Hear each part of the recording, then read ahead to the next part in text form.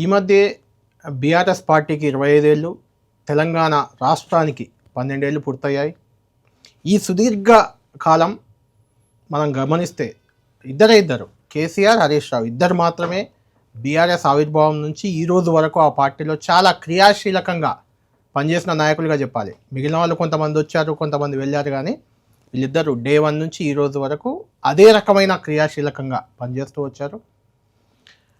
ఈ ఉద్యమ ప్రస్థానంలో 14 ఏళ్ళు ఉద్యమం, ఆ తర్వాత 10 ఏళ్ళు దాదాపు అధికారం, ఇప్పుడు 2.5 ఏళ్ళుగా ప్రతిపక్ష పాత్రలో కూడా టీఆర్ఎస్ పార్టీ శాసనసభాపక్ష ఉపనేతగా హరీష్ రావు ఉన్నారు, శాసనసభాపక్ష నేతగా కేసీఆర్ ఉన్నారు. ఇప్పటికీ ఇంతకుముందు చెప్పినట్లు ఆ ఇద్దరు చాలా కీలకంగా 25 ఏళ్ళుగా పనిచేస్తూ వచ్చారు. నాతో పాటు ఇప్పుడు వీకెండ్ పాడ్కాస్ట్లో జాయిన్ అవుతున్నారు బీఆర్ఎస్ పార్టీ శాసనసభాపక్ష ఉపనేత, మాజీ మంత్రి, సిద్దిపేట ఎమ్మెల్యే హరీష్ గారు. హరీష్ గారు నమస్కారం అండి. సుదీర్ఘ ప్రయాణం అంటే బీఆర్ఎస్ పార్టీ పెట్టి మొన్న ఏప్రిల్ 27కు 25 ఏళ్ళు పూర్తయిపోయాయి. మొన్న జూన్ 2కి తెలంగాణ ఆవిర్భావం జరిగి మీ ఏదైతే కాజ్తో ఆ పార్టీ పుట్టిందో ఆ కాజ్ నెరవేరి 12 ఏళ్ళు అంటే పుష్కర కాలం పూర్తయింది. దాదాపు ఒక రకంగా చూస్తే 2 జనరేషన్లు అప్పటికిప్పటికి కంపేర్ చేస్తే 2 జనరేషన్లకి ఇప్పటికీ మీరు అదే రకమైన క్రియాశీలకంగా, అదే రకమైన బాధ్యతలతో, అదే రకమైన బరువునెత్తుకొని బీఆర్ఎస్లో ఉన్నారు. అప్పటి టీఆర్ఎస్, ఇప్పటి బీఆర్ఎస్. అంటే నేను ఎందుకు చెప్పానంటే కేసీఆర్ గారు మీరు ఇద్దరే అప్పటి నుంచి ఈ రోజు వరకు ఒకే రకమైన బాధ్యతలు, ఒకే రకమైన రోల్స్లో కనిపిస్తున్నారు బీఆర్ఎస్లో. కొంతమంది వచ్చారు, కొంతమంది లేటుగా వచ్చారు, కొంతమంది ముందు వచ్చారు, వెళ్ళిపోయారు, ఇవన్నీ. కానీ మీరిద్దరు మాత్రం సేమ్. ఎలా ఉంది అంటే బరువుగా అనిపిస్తుందా, బాధ్యతగా ఉందా, ఆనందంగా ఉందా, ఎలా అనిపిస్తుంది ఓవరాల్గా చూస్తే? నిజంగా ఉద్యమ స్ఫూర్తి, ఉద్యమ కాలంలో ఉద్యమంలో పనిచేసింది చాలా గొప్ప అనుభూతి నిజంగా చెప్పాలంటే. ఆ రోజు పదవులు ఉన్నా లేకున్నా ఉన్న పదవులను గడ్డిపోచల్లాగా కేసీఆర్ గారి ఆదేశాలతో త్యాగం చేస్తున్నప్పుడు పొందిన అనుభూతి చాలా గొప్పది. మీరు అన్నట్టు నేను అప్పుడు 2006, 2005లో కూడా శాసనసభలో ఉపనాయకుడిగానే ఉన్నాను. అవును, 20 ఏళ్ల క్రితం కూడా ఉపనాయకుడిగా అప్పుడు విజయరామారావు గారు, ఈటెల రాజేందర్ గారు ఫ్లోర్ లీడర్గా ఉంటే నేను అప్పుడు కూడా డెప్యూటీ లీడర్గానే ఉన్నాను. మళ్ళీ 20 ఏళ్ల తర్వాత కూడా డెప్యూటీ లీడర్గా ఉన్నాను. As you said. దానికంటే ముందు మంత్రిగా ఉన్నారు. ఇంకా 2 ఏళ్ళు మంత్రిగా ఉన్నారు 2004 నుంచి 6 మధ్య. అయితే మీరు అన్నట్టు డెఫినెట్గా ఒక్కటి గుర్తు చేసుకుంటే 3 బాధ్యతలు నిర్వర్తించాం. ఒకటి ఉద్యమ బాధ్యత, 10 ఏళ్ళు ప్రభుత్వ బాధ్యత, ఇప్పుడు 2.5 సంవత్సరాలుగా ప్రతిపక్ష బాధ్యత. I think we have played 3 roles. అన్నిట్లో గొప్పగా అనుభూతిగా అందించింది అయితే ఉద్యమ బాధ్యత. 2 సార్లు రాజీనామా చేశాం. ఒకసారి అసెంబ్లీలో రాజీనామా చేసే సందర్భంగా సురేష్ రెడ్డి గారు స్పీకర్గా ఉన్నప్పుడు దాదాపు గంట సేపు మాట్లాడే అవకాశం వచ్చింది. That's a memorable speech. నాకు గొప్ప అనుభూతి. నిజంగా నా రాజకీయ జీవితంలో ఆ రాజీనామా సందర్భంగా మాట్లాడినటువంటి మాటలు నాకు ఒక మంచి మైల్ స్టోన్గా చెప్పుకోవచ్చు.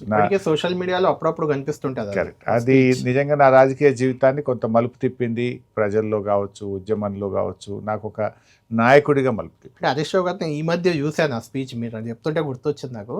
నిజంగా అంటే ఇప్పుడు హరీష్ రావుని మేము చూస్తున్నాం, చాలా మెచ్యూరిటీ ఉన్న నాయకుడు. సరే, అనుభవం వచ్చింది, అనుభవంతో ఎవరికైనా కొంత మెచ్యూరిటీ వస్తుంది. కానీ ఆ రోజుల్లో కూడా ఆ స్పీచ్ ఇప్పటికీ అప్పటికి పెద్ద తేడా నాకు అనిపించలేదు. కరెక్ట్. అంటే మీరు ఆ రోజు నాది 2006, 2008 ఐ థింక్ 2008లో రాజీనామా సందర్భంగా మాట్లాడింది అయినా ఇప్పుడు డేటా అంటే ఎందుకు తెలంగాణ కావాలి అనేటువంటి విషయాన్ని, ఆ రోజు ఎందుకు మేము రాజీనామా చేస్తున్నాం అనే విషయాన్ని ఒక్కొక్క డిపార్ట్మెంట్ వైజు, ఒక్కొక్క ఇష్యూ వైజు, మాకు ఎలా విద్యలో ఎట్లా నష్టం జరిగింది, వైద్యంలో ఎట్లా నష్టం జరిగింది, సాగునీటి రంగంలో ఎలా జరిగింది అంటే చెప్తూ విషయాల్ని చక్కగా చెప్తూ ఎలా మాకు అన్యాయం జరిగింది, కాంగ్రెస్ మోసం చేసింది కనుక మేము రాజీనామా చేస్తున్నామని చెప్పడం అనేది అదొక ఎమోషన్. నిజంగా చెప్పాలంటే ఈ రోజుల్లో మనం ఒక వార్డు మెంబరో, ఒక కౌన్సిలరో, సర్పంచ్ రాజీనామా చేయమంటే భయపడేటువంటి రోజులు. కానీ భయం. నిజంగా మేము కూడా ఆ రోజు 16 మంది రాజీనామా చేస్తే 7గురమే గెలిచాం. చాలామంది ఓడిపోయారు, 7గురం మాత్రమే తిరిగి అసెంబ్లీకి వచ్చారు. సో కొంత అప్పుడున్న ప్రభుత్వానికి ఉండే అంగబలము, అర్ధబలము, ఆ బలము వాటిని ఎదుర్కొని తట్టుకొని నిలబడాలంటే కష్టం. కానీ కేసీఆర్ గారి స్ట్రాటజీ ఏంటంటే గెలుపు ఓటమి కాదు, తెలంగాణ వాదం మీద చర్చ జరగాలి, తెలంగాణ వాదం బతకాలి, ఉద్యమం బతకాలి అనేది వారి స్ట్రాటజీ. నిజంగా కొంతమంది ఓడొచ్చు, గెలవచ్చు, కానీ ఆ రాజీనామాల పర్వంలో ఏమయ్యేదంటే అన్ని రాజకీయ పార్టీలు కూడా ఆ ఉప ఎన్నికల్లో అండర్ కంపల్షన్ ఒకరు మేము తెలంగాణకు అనుకూలమనొచ్చు, ఇంకొకరు మేము తెలంగాణకు వ్యతిరేకమైతే కాదు, మేము వ్యతిరేకం కాదు, ఇస్తే వద్దనం అనైనా కొంత తప్పనిసరి పరిస్థితుల్లో ఆయా రాజకీయ పార్టీలు ఆ రోజుల్లో తెలంగాణకు అనుకూలంగా మారడానికి రాజీనామాలు బాగా ఉపయోగపడ్డాయి. అది ఒక నాకు గొప్ప అనుభూతి. 2 సార్లు ఒకసారి రాష్ట్ర మంత్రి పదవికి రాజీనామా చేయడం, 2 సార్లు శాసనసభకు రాజీనామా చేయడం అనేది ఒకటి. అండ్ అదేవిధంగా ఉద్యమంలో ఒక స్పిరిట్ ఉండేది. నిజంగా ఒక్కొక్క సందర్భాల్లో అయితే మేము కూడా అన్ని ఈ దేనికైనా సిద్ధపడి పోరాడినటువంటి ఒకటి ఉండేది. జైల్లో కూడా ఉన్నాం ఒక 2-3 రోజులు. మెదక్ జైల్లో కూడా, మెదక్లో ఒక 3 రోజులు జైల్లో ఉన్నది కూడా ఉద్యమంలో మాకు ఒక అనుభూతి. రైలు పట్టాల మీద 48 గంటలు రైలు రోకో చేస్తే 48 గంటలు రైలు పట్టాల మీదనే భోజనం చేయడము, పట్టాల మీద పడుకోవడము, 48 గంటలు అసలు రైలు పట్టాల మీద ఉంటామా, రైలు ఆపుతామా అనేది ఒక ఉద్యమాల్లో నిజంగా ఒక గొప్ప మెమొరీ. మీరు ఉద్యమాలు చేసి అలా రైలు పట్టాల మీద ఉండి మాలాంటి వాళ్ళు అప్పుడు రిపోర్టింగ్ చేసే సందర్భంగా మీతో పాటు మేము కూడా అక్కడ పడుకోవాల్సి వచ్చింది చాలా సందర్భాల్లో.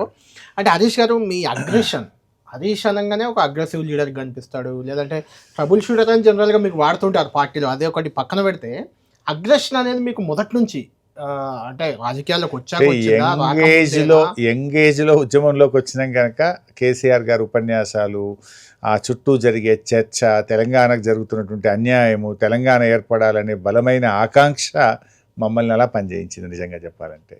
సరే, న్యాచురల్గా కొంత మినిస్టర్ అయిన తర్వాత బాధ్యత వచ్చినప్పుడు కొంచెం అంతే బాధ్యతాయుతంగా కూడా పనిచేయాల్సి ఉంటుంది.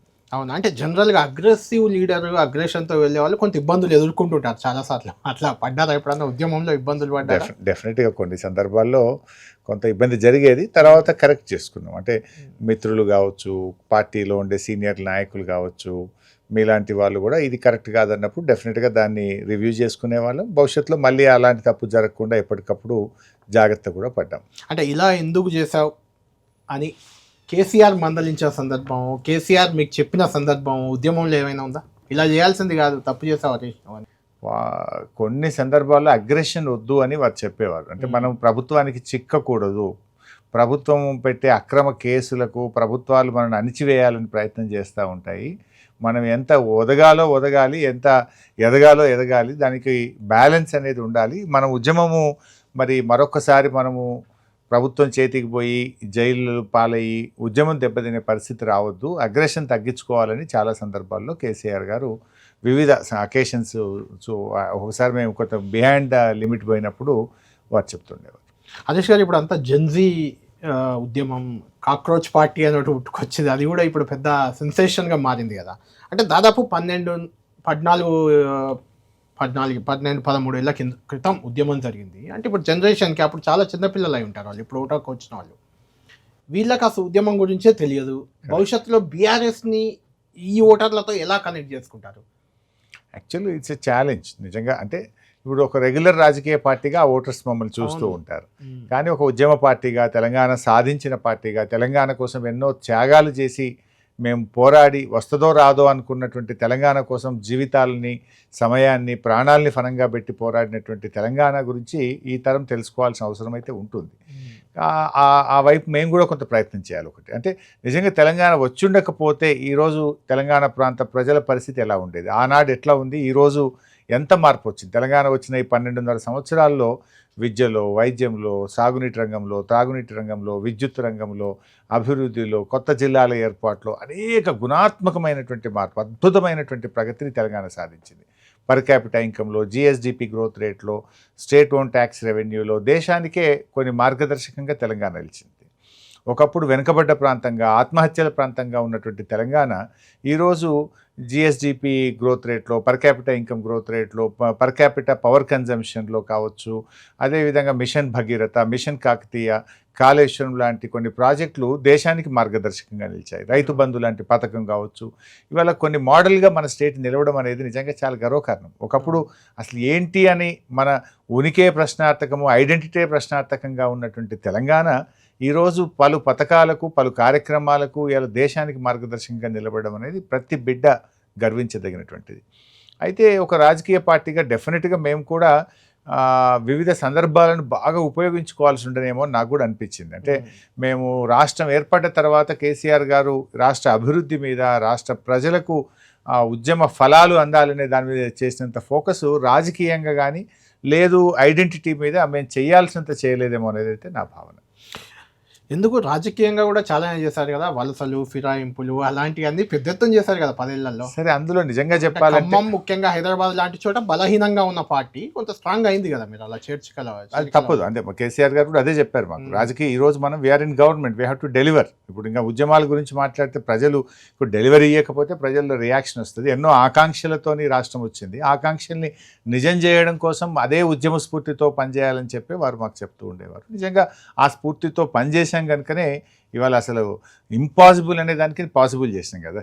ప్రభుత్వం వచ్చిన 2 ఏళ్లలోనే 24 గంటల విద్యుత్ రావడం అనేది, వచ్చిన 5 ఏళ్లలో ప్రతి ఇంటికి త్రాగునీరు, అంటే దశాబ్దాలు 60 ఏళ్ళు 70 ఏళ్ళ నుంచి కానటువంటి పనిని 2-3 సంవత్సరాల్లో చేయగలిగినామంటే ఆ ఉద్యమ స్ఫూర్తిలోనే ప్రభుత్వం నడపడం వల్ల ఇవన్నీ కూడా సాధ్యమైంది.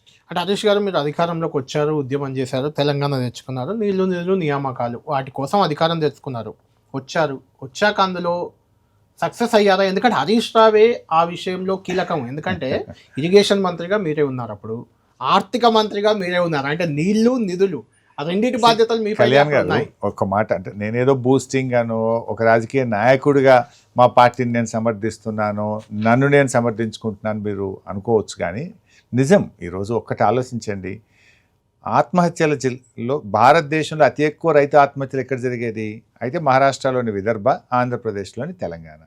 ఇవాళ అటువంటి తెలంగాణ భారతదేశంలో అత్యధిక ధాన్యం ఉత్పత్తి చేస్తున్న రాష్ట్రంగా నిలిచిందంటే సాగునీటి రంగంలో మేము చేయకుండానే నిలిచిందా? ఇప్పుడు మేము మిషన్ కాకతీయ ద్వారా చెరువులు చేయడం కావచ్చు, పెండింగ్ ప్రాజెక్టులు పూర్తి చేయడం కావచ్చు, లిఫ్ట్ ఇరిగేషన్ చేయడం కానీ, కాళేశ్వరం లాంటి ప్రాజెక్ట్ పూర్తి చేయడం కానీ, సాగునీటి రంగంలో గుణాత్మకమైన మార్పు 1, 24 గంటల నాణ్యమైన కరెంట్ ఇవ్వడం 2, రైతుకు ఇన్పుట్ సబ్సిడీ ఎకరాకు 10,000 రూపాయలు డబ్బు ఇవ్వడం, ఇలా వ్యవసాయ రంగం మీద ప్రతి మండలానికి ఒక గోడౌన్, మేము 24 లక్షల మెట్రిక్ టన్నుల గోడౌన్లు కట్టడం, ఇట్లా ఎంతో మంచి పని చేయడం వల్ల ఇలా రైతాంగం అద్భుతంగా అభివృద్ధి చెందినరు. ఇలా రైతుల భూముల విలువలు పెరిగినాయి, రైతుల ధాన్యం ఉత్పత్తి పెరిగింది, పంట పెరిగింది, ఇలా రైతు కొంతవరకు మెరుగుపడ్డాడు. అదేవిధంగా నిధుల విషయంలో నేను చెప్పేది ఏముంది, రిజర్వ్ బ్యాంక్ ఆఫ్ ఇండియా, కేంద్ర ప్రభుత్వ గణాంకాలే చెప్తున్నాయి. పర్ క్యాపిటా ఇన్కమ్ అంటే తలసరి ఆదాయ వృద్ధి దేశంలో తెలంగాణ ఈజ్ నంబర్ 1. అదేవిధంగా జిఎస్డిపి గ్రోత్ రేట్లో వీఆర్ టాప్ 3లో ఉంటాం. అట్లా మనము ఫైనాన్షియల్గా స్టేటు ఎంతో బాగా అభివృద్ధి జరిగింది. ప్రజలకు నిజంగా తెలంగాణ వచ్చి ఉండకపోతే నెలకు 2,000 రూపాయల పెన్షన్ ఇవ్వడం కానీ, రైతు బంధు లాంటి 10,000 రూపాయలు ఏ రాష్ట్రం ఇవ్వగలుగుతున్నాయి దేశంలో? తెలంగాణ సొంత రాష్ట్రంగా ఏర్పడడం వల్ల సొంత ఆదాయ వనరులు వృద్ధి చేసుకోవడం ద్వారా మన నిధులు మన ప్రజలకు దక్కే పరిస్థితి వచ్చింది. ఇక నియామకాల విషయంలో మమ్మల్ని కొంత దుష్ప్రచారం చేస్తూ ప్రతి ఇంటికి ఉద్యోగం ఇస్తామన్నారు, లేకపోతే ఎన్ని ఉద్యోగాలు ఇస్తామని ఒక తప్పుడు ప్రచారం చేస్తున్నారు. వాస్తవం ఏంటి? 60-40 ఉమ్మడి ఆంధ్రప్రదేశ్లో 60% లోకల్స్కు రిజర్వ్డ్, 40% ఓపెన్ కాంపిటీషన్, ఎవరైనా రావచ్చు. అప్పుడు ఏమయ్యేదంటే ఆ 40%లో తెలంగాణ బిడ్డలు చాలా తక్కువ వచ్చేది. కానీ కేసీఆర్ గారు రాష్ట్రపతి ఉత్తర్వులను సవరించి 95-5గా చేసినారు. 95% ఉద్యోగాలు స్థానికులకు, తెలంగాణ బిడ్డలకు, 5% మాత్రమే ఓపెన్ కాంపిటీషన్గా మార్చడం జరిగింది. అది యాక్చువల్గా మా ఉద్యోగాలు మాకనే నినాదం యొక్క స్ఫూర్తి. దాన్ని బీఆర్ఎస్ పార్టీ సాధించింది. అంటే హరీష్ గారు, మీరు ఇంత చేసాం, చాలా పథకాలు ఇంతసేపు మీరు చెప్పారు, నిధులు నియామకాల్లో కూడా న్యాయం చేశామని చెప్పారు. ఇంత చేసిన తర్వాత కూడా వాస్తవానికి అప్పుడు కాంగ్రెస్ పార్టీ కానీ బీజేపీ కానీ అంత బలంగా ఏం లేదు. ప్రధాన ప్రతిపక్షం బలంగా ఉన్నప్పుడు వాళ్ళు మళ్ళీ అధికారంలోకి వచ్చే ఛాన్సెస్ ఎక్కువ ఉంటాయి. కానీ అప్పుడు లేదు ఆ పరిస్థితి, అయినా మిమ్మల్ని ఓడించారు. సరే, ఎవరైనా ఓటమిని దానికి మనం ఏదో కవర్ చేసుకోవడం కాదు, డెఫినెట్గా ఆత్మవిమర్శ చేసుకోవాల్సిందే, తప్పొప్పులు ఉంటే సవరించుకోవాల్సిందే, ప్రజల ఆలోచనలకు అనుగుణంగా నడుచుకోవాల్సిందే. దాంట్లో మాకు బేషిజాలు ఉండాల్సిన అవసరం లేదు. అయితే మాకు 3 విషయాలు ఇక్కడ నిజంగా చెప్పాలంటే, అద్భుతమైన పరిపాలన కేసీఆర్ గారిది, మా ప్రభుత్వంది. అయితే 3 విషయాలు ఇక్కడ. 1, నేచర్, మాకు ప్రకృతి సహకరించకపోవడం. 2, ప్రతిపక్షం మాకంటే మెరుగైన పథకాలు ఇస్తామని అడ్డగోలుగా ప్రజల్ని వారికి ఎన్నో సంక్షేమ పథకాలను ఆశగా చూపడం. 3వది, మా నాయకుడి మీద, మా పార్టీ మీద దుష్ప్రచారము, కొంత మా పార్టీలో మేము కూడా కొన్ని సరైన నిర్ణయాలు తీసుకోకపోవడం కావచ్చు. ఇందులో మొదటిది నేచర్లో ఏమైందంటే అద్భుతంగా చేసినాం. అసలు 10 ఏళ్లలో బీఆర్ఎస్ హయాంలో ఎన్నడూ పేపరే లీక్ కాలే. మా బ్యాడ్ లక్ ఏంటంటే ఎన్నికల 3 నెలల ముందు అప్పుడే మరి ఆ గ్రూప్ 1 పేపర్ ఒకటి లీక్ అయింది. అవును. దాని మీద అడ్డగోలుగా దుష్ప్రచారం చేసినారు. వాస్తవానికి ఎప్పుడు 10 ఏళ్ల బీఆర్ఎస్ గవర్నమెంట్లో 10th కానీ ఇంటర్మీడియట్ కానీ ఎంసెట్ కానీ ఏ పేపర్ ఎన్నడూ లీక్ కాలే. మరి అప్పుడు అదొక కుట్రతో అయిందా ఎందుకు అయిందో కానీ కరెక్ట్గా నెల ఎన్నికల ముందు జరగడం మాకు కొంత నష్టం జరిగింది. అంత అద్భుతమైన కాళేశ్వరం ప్రాజెక్టు మంచిగా సాగునీరు అందించింది. ఎవర్ హయ్యెస్ట్ ఫ్లడ్స్ ఇన్ గోదావరిలో వస్తే కూడా తట్టుకొని నిలబడ్డటువంటి కాళేశ్వరం ప్రాజెక్టులో అందులో ఉండే 100 కాంపోనెంట్లలో ఒక కాంపోనెంట్ మేడిగడ్డ. ఆ మేడిగడ్డలో ఉండే 80 పిల్లర్స్లో ఒక 2 పిల్లర్లు కుంగిపోవడం, దానికి మొత్తం కాళేశ్వరమే కూలిపోయిందని ఒక అబద్ధాన్ని, ఒక దుష్ప్రచారాన్ని, 1,00,000 కోట్లు కొట్టుకుపోయినాయి అనేటువంటి అబద్ధాన్ని పదే పదే ప్రతిపక్షం చెప్పడం కూడా మా దురదృష్టం. అది నిజంగా ఒక ఏడాది ముందు 6 నెలల ముందు జరుగుంటే 2 monthsలో 3 monthsలో రిపేర్ చేసి ఉండేవాళ్ళు. సో అది మాకు నేచర్, ప్రకృతి సహకరించకపోవడం నేను అనుకుంటున్నాను. అట్లే కాంగ్రెస్ పార్టీ మీరు కేసీఆర్ గారు 10,000 ఇచ్చారు, ఇతను 15,000 ఇస్తా అంటున్నాడు. అదేవిధంగా ఈ కౌలు రైతులకు కూడా ఇస్తా అంటాడు. కేసీఆర్ గారు 2,000 పెన్షన్ ఇచ్చారు, తాను 4,000 రూపాయలు పెన్షన్ ఇస్తా అన్నాడు. ప్రతి మహిళకు 2,500 ఇస్తామన్నారు. కేసీఆర్ గారు 1,00,000 ఇచ్చారు, తులం బంగారం ఇస్తామంటే ప్రజలు ఏమనుకున్నారు, కేసీఆర్ గారు బాగా చేసినారు, వీరు అంతకంటే ఎక్కువ ఇస్తున్నారు కదా, మాకేమైనా మేలవుద్దేమో అని ప్రజలు ఆశించుండొచ్చు. తప్పు కూడా లేదు. మూడో విషయం వచ్చేసరికి మేము కొన్ని టికెట్లు మార్చుకోవాల్సి ఉండేనేమో. మా కేసీఆర్ గారు ఏమనుకున్నారు, డెఫినెట్గా మేము బాగా చేసినాం కదా, నన్ను మా నాయకత్వాన్ని చూసి కదా ఓట్లు వేస్తారని మేము భావించాం. కానీ మా ఎమ్మెల్యేల మీద కొంత వ్యతిరేకత ఉన్నట్టుంది. ఇప్పుడు మేము 11 టికెట్లు మార్చాం, వాస్తవానికి 9 గెలిచాం. 2 కూడా 4,000 5,000 ఓట్ల కొద్ది స్వల్ప తేడాతో ఓడిపోయాం. అంటే ఇంకా కొన్ని టికెట్లు మార్చుకొని ఉండుంటే, కేసీఆర్ గారు కూడా ఓడిపోయిన సీట్ ఉంది ఒకటి, కొన్ని మార్చుకొని ఉండుంటే డెఫినెట్గా మాకు కొంత మెజార్టీ వచ్చేది. కొన్ని పథకాలు కూడా మంచి ఉద్దేశంతో చేసినా కూడా ఒకేసారి అందరికీ ఇవ్వలేము. కొద్ది మందికి ఇవ్వడం వల్ల రాని వాళ్ళలో కొంత మాకు దుష్ప్రచారం చేసి మా మీద కొంత చేసినారు. సో సంహౌ మాకు కొన్ని పార్టీ పరంగా మేము కొన్ని నిర్ణయాలు కొంచెం మెరుగ్గా తీసుకోవాల్సి ఉండనేమో. కొంత నేచర్ కావచ్చు, కొంత ప్రతిపక్షం యొక్క దుష్ప్రచారం కేసీఆర్ గారి మీద కానీ, కేసీఆర్ గారి కుటుంబ సభ్యుల మీద కానీ అనేక అబద్ధాలను, గోబల్స్ను ప్రచారం చేసినారు. కానీ ఇవాళ జరుగుతుంది ఏందో రియాలిటీ ప్రజలకు ఇప్పుడు స్లోగా వాస్తవాలు అర్థమవుతుందా? 100% అవుతున్నాయి. ఇప్పుడు ఆ రోజు కేసీఆర్ గారు ముఖ్యమంత్రి కార్యాలయాన్ని క్యాంప్ కార్యాలయం కట్టి ఇంత గోబల్స్ చేసింది కదా. ఇవాళ రేవంత్ రెడ్డి జూబ్లీ హిల్స్లో 100 కోట్లతో కట్టిండు క్యాంప్ కార్యాలయం. కాకపోతే మేము బాజాప్తా కట్టినాం. రేవంత్ రెడ్డి ఏమో అది VIP గెస్ట్ హౌస్ పేరు మీద పేరు వేరే పెట్టి లోపల కట్టుకొని ఇప్పుడు అలా పోయి మీటింగ్ లేదు, బోధి హౌస్ ఏదో పేరు పెట్టిండు. పొద్దుగాల పోయి ఇప్పుడు 100 కోట్లతో క్యాంప్ ఆఫీస్ కట్టిండు. దాని వెనుక ఫుట్బాల్ కోర్టో 10 కోట్లతో కట్టిండు. సో ఆ రోజు మా మీద దుష్ప్రచారం ఎక్కువగా చేసిండు. ఇవాళ వాళ్ళు చేస్తున్నది ఏందో కూడా ప్రజలు చూస్తూ ఉన్నారు. ఒకవైపు డబ్బులు లేవంటున్నారు, ఇంకొక వైపు పేదల సంక్షేమ పథకాలు ఆపుతా ఉన్నారు. మరి వాళ్ళ అవసరం ఉన్న కాంట్రాక్టర్లకు కమిషన్లు వచ్చే దగ్గర బిల్లులు ఇస్తున్నారు. పేదలకు ఫీజు రియంబర్స్మెంట్ ఇవ్వమంటే విద్యార్థులకు ఫీజు రియంబర్స్మెంట్ ఇవ్వరు. లేదా SC ST BC minority corporation ద్వారా ఒక్కరికి 2.5 సంవత్సరాలలో ఒక్క నిరుద్యోగికి కానీ ఒక్కరికి కూడా ఈ రోజు వరకు కార్పొరేషన్ ద్వారా ₹1 కూడా సాయం చేయనటువంటి ప్రభుత్వం. మేమేమో అనేక కార్యక్రమాలు చేసినా కొంత చేసింది చెప్పుకోలేకపోయినాం. కేసీఆర్ గారు మాతో అనేది మనం చేసాం, ప్రజలకు తప్పకుండా తెలుస్తుంది, ప్రజలు మనకంటే తెలివైన వాళ్ళు అని కేసీఆర్ గారు అనేవాళ్ళు. కానీ కొంత మేము చెప్పుకోవడంలో విఫలమైనాం. ప్రతిపక్షాల యొక్క దుష్ప్రచారాన్ని తిప్పికొట్టడంలో కూడా కొంత ఫెయిల్ అయ్యాం. కొంత సోషల్ మీడియాను మేము నిర్లక్ష్యం చేసినాం. సోషల్ మీడియాలో ప్రతిపక్షాలు చేస్తున్న దుష్ప్రచారాన్ని ఎక్కడికక్కడ ఖండించడంలో కానీ మేము కూడా ఈక్వల్గా దాన్ని వాస్తవాలు ప్రజలకు చెప్పడంలో కొంత వెనుకబడ్డామని అనిపిస్తుంది. హరీష్ గారు, ఇప్పుడు కూడా అప్పుడు ప్రతిపక్షం విమర్శల్ని తిప్పికొట్టడంలో విఫలమయ్యారు. ఇప్పుడు అధికార పక్షం కూడా మళ్ళీ మీ పైనే, ప్రతిపక్షం పైన గతంలో మీరు చేసిన అప్పులను సాకుగా చూపించి, అప్పులను బూచిగా చూపించి కొత్త పథకాలు తేవట్లేదు, ఉన్న పథకాలు సరిగ్గా అమలు చేయట్లేదని మీరు అడిగినప్పుడల్లా అదే చెప్తున్నారు కదా కారణం. ఆ విషయంలో అప్పుల విషయంలో శాసనసభ సాక్షిగానే తిప్పికొట్టిన నేను 7 లక్షల కోట్లు 8 లక్షల కోట్లు అంటే అన్ని కార్పొరేషన్ అప్పులు, ప్రభుత్వం గ్యారంటీ ఇచ్చిన అప్పులు, ప్రభుత్వం తీసుకున్న అప్పులు 10 ఏళ్ళ అన్నీ కలిపి 4,24,000 కోట్లు మాత్రమే. RBI చూస్తే 280 ఉంటుంది. కానీ ప్రభుత్వ రంగ సంస్థలు గ్యారంటీలు అన్ని తీస్తే కూడా 4,24. ఇంతకంటే ₹1 ఎక్కువ ఉంటే ఇప్పుడే చెప్పండి బట్టి గారు, ఐఎమ్ రెడీ టు ఆన్సర్ అంటే ఎవ్వరూ ప్రభుత్వం నుంచి లేవలేదు, మాట్లాడలేదు, క్లోజ్ చేసి. కానీ 4,24 ఉంటే 7, 8 అని ఒక దుష్ప్రచారం చేసిండ్రు.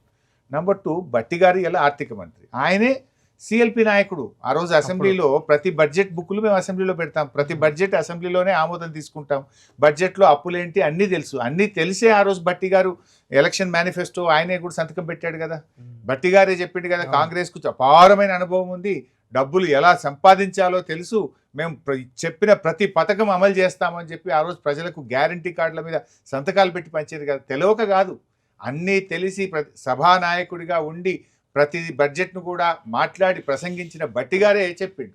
అంటే ఇవాళ ఏంది, తప్పించుకునే ప్రయత్నం, మేము అడ్డగోలుగా చెప్పినాము అని ఇప్పుడు బీఆర్ఎస్ నెపం పెట్టి తప్పించుకుందాం అనుకుంటున్నారు. అది ప్రజలు మనకంటే తెలివైన వాళ్ళు. భట్టి గారు తెలియదు, చిన్నపిల్లగాడ. భట్టి గారు బాగా చదువుకున్న వ్యక్తి, శాసనసభాపక్ష నాయకుడిగా ఉన్న వ్యక్తి, అన్ని విషయాలు తెలిసి ప్రజలను మభ్యపెట్టి ప్రజలకు అబద్ధాలు చెప్పి ఇవాళ అధికారంలోకి వచ్చిండ్రు. ప్రజలు నిజాలు ఇప్పుడు అర్థమవుతా ఉన్నాయి. అంటే వాళ్ళు లంకె బిందెలు ఉన్నాయేమో అనుకొని వస్తే ఇక్కడ ఏం లేవు అని స్వయంగా ముఖ్యమంత్రి గారు చెప్పిన మాట ఇది. అంటే వాళ్ళు అట్లా ఊహించుకున్నారు పాపం, ఏదో ఉంది నిధులు అని. అంటే లంకె బిందెలు అంటే ఐ మీన్ ముఖ్యమంత్రి గారి ఉద్దేశం నిధులు ఉన్నాయి. రేవంత్ రెడ్డికి అధికారంలోకి రామనుకొని అడ్డగోలుగా హామీలు ఇచ్చాడు, ప్రజలు నమ్మి ఎంత 1.8% డిఫరెన్స్ అవకాశం ఇచ్చారు. ఇంకేం చేయాలి మరి? ఇప్పుడు తన 100 రోజుల్లో 6 గ్యారంటీలు 420 హామీలు అమలు చేస్తామని చెప్పింది. ఇప్పుడు ఏం చెప్పాలి? ఇక అబద్ధాలు, లంక బిందెలు అనుకున్నాం లేవు, లేదా పైసలు అనుకున్నాం లేవు, బీఆర్ఎస్ అప్పులు చేసి అని ఒక తప్పుడు ప్రచారం చేస్తుంది. జనం నమ్మితే అది మీకు రానున్న రోజుల్లో కూడా ఇబ్బందే కదా. జనం ఎట్లా నమ్ముతారు? జనం ఏమనుకుంటున్నారు, కరోనా వచ్చినా పాపం ఏం చేసిండు కేసీఆర్ కానీ రైతు బంధు ఆపలేదు, రైతు బీమా అమలు చేసిండు, ఈయనకి కరోనా లేదు ఏం లేదు 3 సార్లు రైతు బంధు ఎగ్గొట్టిండని ఇలా సామాన్య రైతులు మాట్లాడుకుంటున్నారు కదా. ఇవాళ మేజర్ కమ్యూనిటీ మన తెలంగాణలో ఫార్మర్స్. ఇవాళ కూడా ఒక గ్రామంలో మా రైతు ఒక ఆయన ఆత్మహత్య చేసుకున్నాడు, గద్దర్ ఆయన పేరు. ఆయన ఇలా ఆత్మహత్య చేసుకుంటే నారాయణరావుపేట గ్రామానికి పోయించిన 45 రోజులు వడ్లు కొనలేదు. కొనకపోతే ఆలోపు వర్షం పడి వడ్లన్నీ తడిసిపోయినాయి, కింద మీద పడి మళ్ళీ ఆరబెట్టుకొని మిల్లుకు తీసుకుపోతే 36 బస్తాలు కోత పెట్టారు. ఆయన ఆవేదనకు గురై హార్ట్అటాక్తో రాత్రి చనిపోయినాడు. సో ఇలా రైతులకు రైతు బంధు ఇవ్వలేదు, దేవుడి మీద ఒట్టుపెట్టి రుణమాఫీ చేయలేదు, రైతు బీమా అండి అయిపోయింది. 5 నెలలు అయింది, ఇప్పుడు రైతు బీమాకు డబ్బులు కట్టలేదు రేవంత్ రెడ్డి. అద్భుతమైన పథకం అని ప్రపంచం మొత్తం కేసీఆర్ను మెచ్చుకున్నారు. ఇవాళ 5 నెలల నుంచి రేవంత్ రెడ్డి గారు రైతు బీమా ఆపేశారు. రైతు బీమా ఆపేస్తేవి, రైతు బంద్ ఆపేస్తేవి, రుణమాఫీ ఎగ్గొట్టేస్తేవి, ఎరువుల సరఫరాలో ఫెయిల్ అవుతేవి, వడ్లు కొనకపోతేవి. ఇంకా నీకు ఏ రకంగా ఒక రైతు ఓటేస్తాడు? అసలు అంత పెద్ద కమ్యూనిటీ ఇలా దూరం అయిపోయింది. నిజంగా ఇక నాకు తెలిసి అసలు రైతు అనేవాళ్ళు కాంగ్రెస్ పార్టీకి ఇంకా రేవంత్ రెడ్డికి ఓటేసే పరిస్థితి లేదు ఈరోజు. కానీ మీరు చేసిన దానికి మేము అప్పులు కడుతున్నాం, నెలకు 6,000 కోట్లు 5,000 కోట్లు అప్పులకే వెళ్ళిపోతుంది. మేము కట్టలేదా? మేము కట్టిన ఏదైనా పథకం ఆగిందా? కానీ వాళ్ళు రేవంత్ రెడ్డి ఏం చేస్తున్నాడు? డబ్బులు లేక కాదు, నీ ప్రాధాన్యతలు వేరు. నువ్వు ఫ్యూచర్ సిటీ 1,00,000 కోట్ల రూపాయలతో ఫ్యూచర్ సిటీ చేస్తా అంటున్నావు, 1,50,000 కోట్లతోని నువ్వు మూసీ సుందరీకరణ చేస్తా అంటున్నావు. మరి నీ ప్రాధాన్యతలు ఏంది? రైతా, ఫ్యూచర్ సిటీయా? నీ ప్రాధాన్యత ఎస్సీ ఎస్టీ బీసీ విద్యార్థుల, మూసీ సుందరీకరణ? నువ్వు నిర్ణయం చేసుకో. మూసీ సుందరీకరణ పేరు మీద ఇవాళ 8,000 కోట్లతోని మల్లన్న సాగర్ నుంచి హైదరాబాద్కు కాంట్రాక్ట్లు ఇచ్చినావు. ఒక్క హైదరాబాద్ సిటీలో రేవంత్ రెడ్డి గారు 50,000 కోట్ల రూపాయల టెండర్లు పిలిచినాడు. ఇవాళ రాష్ట్రంలో రేవంత్ రెడ్డి ప్రభుత్వం వచ్చిన తర్వాత 1,00,000 కోట్ల రూపాయల టెండర్లు ఫైనల్ చేసి పనులు జరుగుతూ ఉన్నాయి. మరి డబ్బులే లేకపోతే 1,00,000 కోట్ల రూపాయల టెండర్లు రేవంత్ రెడ్డి ఎందుకు పిలిచినాడు? ఎక్కడి నుంచి పిలిచిండు? డబ్బులు ఉన్నాయి. రేవంత్ రెడ్డి ప్రాధాన్యతలు వేరు, కేసీఆర్ గారి ప్రాధాన్యతలు వేరు. అందువల్ల రేవంత్ రెడ్డి తన ప్రాధాన్యతలను కప్పిపుచ్చుకోవడానికి డబ్బులు లేవు అని, అప్పులని బీఆర్ఎస్ మీద నెపం పెడుతున్నారు. ఆ రోజు మేము అప్పులు కట్టినాం, ఏ ఒక్క రోజు కూడా బీఆర్ఎస్ హయాంలో డిఫాల్ట్ కాలేదు. జాగ్రత్తగా డబ్బులు అప్పులు కట్టాం, రైతులకు ఇవ్వాల్సింది ఇచ్చాం. మేము ఫీజు రియంబర్స్మెంట్ అండి 19,300 కోట్లు బీఆర్ఎస్ హయాంలో ఫీజు రియంబర్స్మెంట్ ఇచ్చాం. రేవంత్ రెడ్డి వచ్చిన 2.5 ఏళ్లలో ₹2 ఇచ్చిండా పిల్లలకు ఫీజు రియంబర్స్మెంట్కు? 73,000 కోట్ల రూపాయలు మేము రైతు బంధు కింద ఇచ్చాం. రైతు బీమాకు 6,500 కోట్ల రూపాయలు ఖర్చు పెట్టాం. నువ్వెందుకు రైతు బంధు ఆపినావు? నువ్వెందుకు రైతు బీమా ఆపినావు? కేసీఆర్ కిట్ ఆపినావు నువ్వు. ఇలా అనేక పథకాలు ఆపినావు నువ్వు. కొత్తగా ఇచ్చింది ఏమి లేదు. నీ ప్రాధాన్యతలు మారినాయి. హరీష్ రావు వ్యూహాత్మకంగా రుణమాఫీని ఒకేసారి చేసేలా ప్రభుత్వంపై ఒత్తిడి తెచ్చి 20,000 కోట్లు 22,000 కోట్లు ఒకేసారి వాళ్ళతో పెట్టించి ప్రభుత్వాన్ని ఇంకా ఇరకాటంలో నెట్టాడు అని కొంతమంది కాంగ్రెస్ నాయకులే అంటుంటారు. అవునండి, నీకు తెలవాలి కదా, నువ్వే హామీ ఇచ్చినావు కదా, మొదటి సంతకం రుణమాఫీ మీద పెడతా అన్నావు కదా. డెఫినెట్గా అడుగుతాను నేను ప్రతిపక్షంగా, ఏమైంది మొదటి సంతకం ఎప్పుడు పెడతావు, ఎప్పుడు ఇస్తావు రుణమాఫీ అని ఒత్తిడి తెచ్చినమాట వాస్తవం. మరి ఒక ముఖ్యమంత్రిగా నువ్వేం చేయాలి? నీకు అనుభవం ఉందో లేదో, లేకపోతే ఉన్నతాధికారులను అడుగు, సీనియర్ మంత్రులను అడుగు, ఏం చేయాలనో అడుగు. ఆనాడు కేసీఆర్ గారు బాగా ఆచితూచి 4 దశల్లో రుణమాఫీ పూర్తి చేసిండు. నువ్వు ఒకేసారి చేస్తా అని చెప్పి ఆనాడు ఎన్నికల ముందు హామీ ఇచ్చినావు. డెఫినెట్గా ప్రతిపక్షంగా మేము డిమాండ్ చేసినాం, నువ్వు ఇయ్యబోయినావు, బోర్ల బొక్కలు పడ్డావు. ఇప్పుడు ఏమైంది? నిజంగా చేసినవా రుణమాఫీ? చేయలేదు. చేసింది 40-50%, ఎగబెట్టింది 50%. 2 లక్షల పైన వాళ్ళని కూడా డబ్బులు కట్టండి, వెంటనే ఇస్తాను అని ముఖ్యమంత్రి స్వయంగా టీవీల ముందు పబ్లిక్ మీటింగ్లో చెప్పిండు. ఏ ఊరికి పోతే పార్లమెంట్ ఎన్నికల ముందు దేవుడి మీద ప్రమాణం చేస్తూ 15 ఆగస్టు కల్లా రుణమాఫీ చేస్తా అని ఇలా రైతాంగాన్ని మోసం చేసిండు. రేవంత్ రెడ్డి సొంత గ్రామానికి వెళ్ళిన 50% మంది రైతులకు ఆయన సొంత ఊర్లో కూడా ఈరోజు కూడా రుణమాఫీ కాలేదు. వెళ్దామంటే అసెంబ్లీలో మేము ఎప్పుడు అడిగినా ముఖం చాటేస్తారు. హరీష్ గారు, మీరు ప్రభుత్వం ఏ కార్యక్రమం తీసుకున్నా దాన్ని వ్యతిరేకించడం, లేదంటే అందులో ఉన్న లూప్ హోల్స్ని ఎత్తి చూపడం తప్ప ప్రభుత్వాన్ని అసలు పనిచేయకుండా అడ్డుకుంటుంది హరీష్ రావే అంటే ఏం చెప్తారు? నేనెందుకు అడ్డుకుంటానండి? ఇప్పుడు నువ్వు ఫ్రీ బస్సు పెట్టినావు, నేను అడ్డుకున్నానా? దాని మీద ఎప్పుడన్నా నెగిటివ్ మాట్లాడినా? నేను మాట్లాడలేదే. డెఫినెట్గా కొన్ని తప్పుడు పనులు చేస్తున్నావు నువ్వు. తప్పుడు పనుల మీద నేను ఇలా హ్యామ్ రోడ్స్ ఉన్నాయండి, హ్యామ్ రోడ్స్ మీద నువ్వు 22% ఎక్సెస్ ఇస్తున్నావు, ఇది తప్పు అని ఎత్తి చూపిన. ఇవాళ మేము మాట్లాడితే నువ్వు 4 ఖర్చుకొని 5% ఎక్సెస్కు తగ్గించినావు కదా. అంటే రాష్ట్రానికి దాదాపు 2,000 కోట్ల రూపాయలు నేను ఒక ప్రతిపక్షంగా బాధ్యతాయుతంగా మేము ప్రవర్తించడం వల్ల రాష్ట్రానికి మిగిలినాయి కదా. అట్లా బ్రీవరీల్లో కమిషన్లు తీసుకుంటున్నారు అని బయట పెట్టినాము, అది ఆగిపోయింది కదా. అట్లా అనేక విషయాల్లో అంటే ప్రభుత్వం చేసే తప్పిదాలను మేము ఎత్తి చూపి రాష్ట్రం ప్రజల కోసం మేము ప్రతిపక్షంగా మా బాధ్యత మేము నిర్వర్తిస్తున్నాం. నువ్వు జాబ్ క్యాలెండర్ ఇవ్వలేదు, నిరుద్యోగులకు ఉద్యోగాలు ఇస్తాను మోసం చేసినావు. డెఫినెట్గా ఒత్తిడి పెట్టడం మా బాధ్యత కదా. కొన్ని విషయాల్లో మేము సక్సెస్ అయినాం, కొన్ని విషయాల్లో ప్రభుత్వం మొండి పట్టుదలకు పోయి వాళ్ళు ఇలా పట్టించుకోవట్లేదు. నేను ఇలా మైనింగ్ స్కామ్ బయట పెట్టినా, హైదరాబాద్ పొంగులేటి శ్రీనివాసరెడ్డి గారి క్రషర్లని కూలగొట్టింది కదా, అట్లీస్ట్ రాష్ట్రానికి కొంత మేలైంది కదా.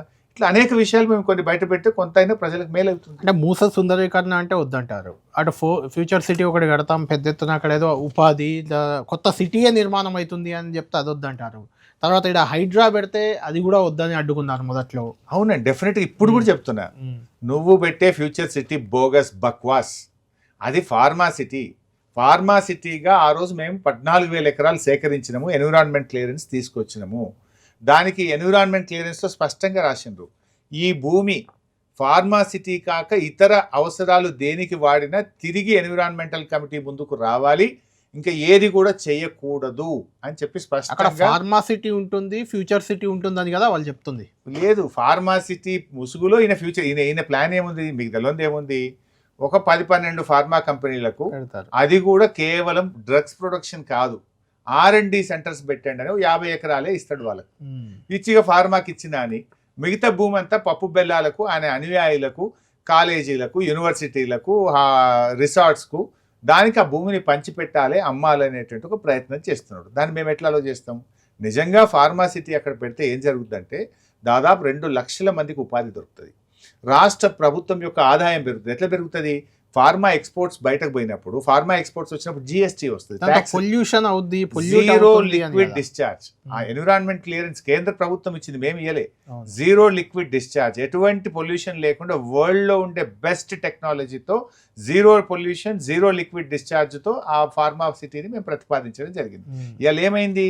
రేవంత్ రెడ్డి 2.5 సంవత్సరాలుగా దాని ఫ్యూచర్ సిటీ పేరు మీద డ్రామా నడిపితే ఆంధ్రప్రదేశ్లోని నెల్లూరులో ఉండేటువంటి శ్రీ సిటీకి ఇప్పటికీ 60,000 కోట్ల రూపాయల పెట్టుబడులు పోయినాయి. తెలంగాణలో ఉండే పరిశ్రమలు ఎక్స్పాన్షన్కి ఇలా నెల్లూరు పోతున్నాయి, కాకినాడకు పోతున్నారు, మన పెట్టుబడులన్నీ ఇతర రాష్ట్రాలకు పోతున్నాయి. అది రేవంత్ రెడ్డి చేసిన కాస్ట్లీ మిస్టేక్.